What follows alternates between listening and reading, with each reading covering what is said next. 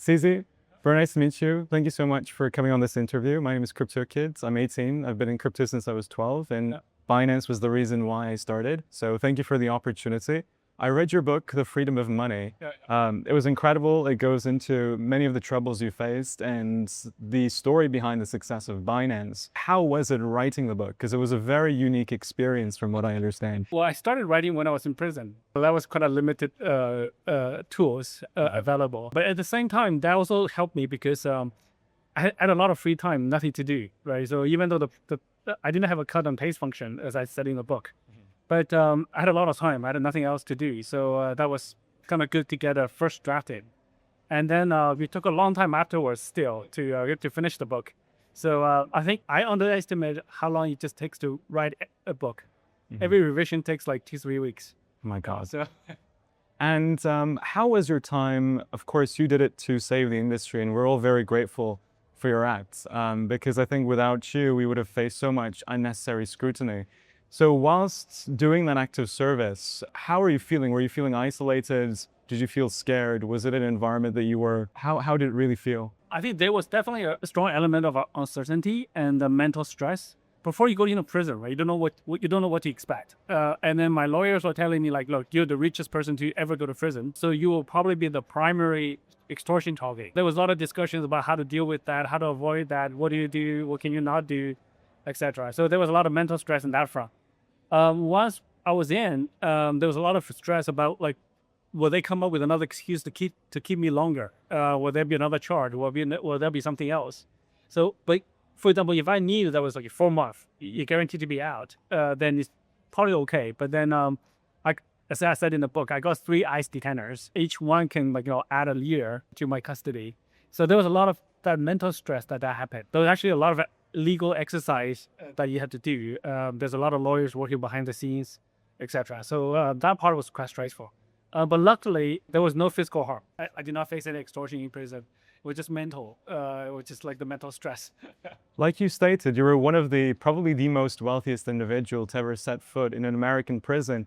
I want to ask you a personal question. Through all of the success, monetary success you've had, with all of the wealth that you've built today, when you sit down, what are your next goals? What makes you happy? What keeps you satisfied beyond financial attain?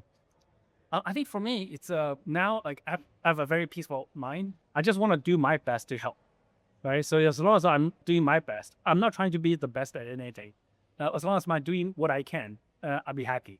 So luckily, I still have quite a lot to give. I think I'm not that old. I'm not young, but I'm not that old. Well, it's relative. Yeah. And I do have abilities and resources, so I can't just stop yet. Of course. So I'm 49, so I can't stop. Wow. So in the 20th century, you were born? That's wow. I wanted to ask you as well. I love the name of the title of the book, Freedom of Money.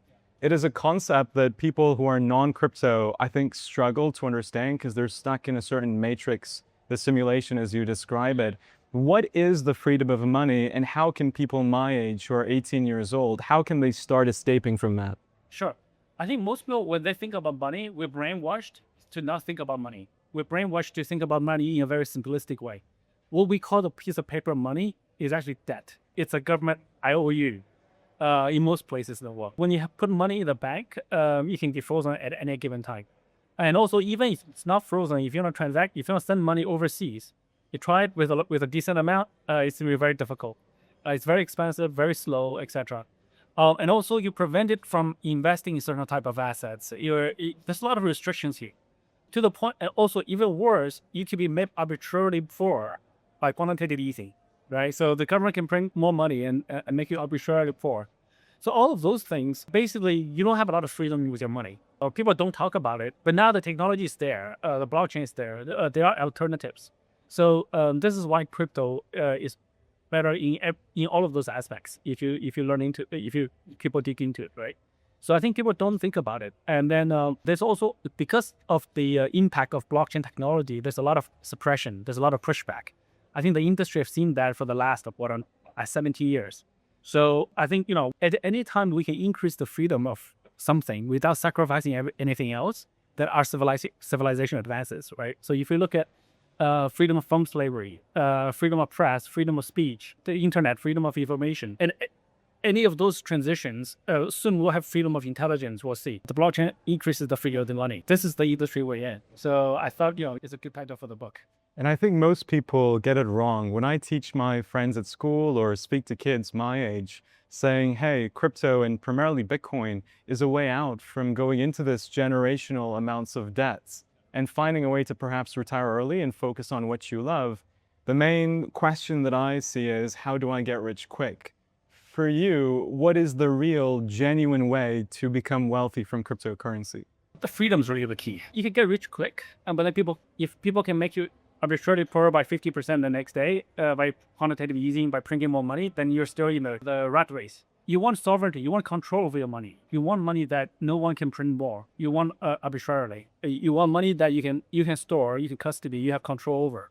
And you want money that you can transact with anybody in the world freely, cheaply, fastly, right? So you want all of those properties that have increases your freedom. You want your own sovereign individual, sovereign money. And crypto gets that. But Bitcoin, some of the major cryptocurrencies are those. When people just want to get rich, they're still limited in the sort of first layer mindset. They're not really thinking about what are they trying to maximize. If they're still trying to maximize fiat money, then you're still in the old trap.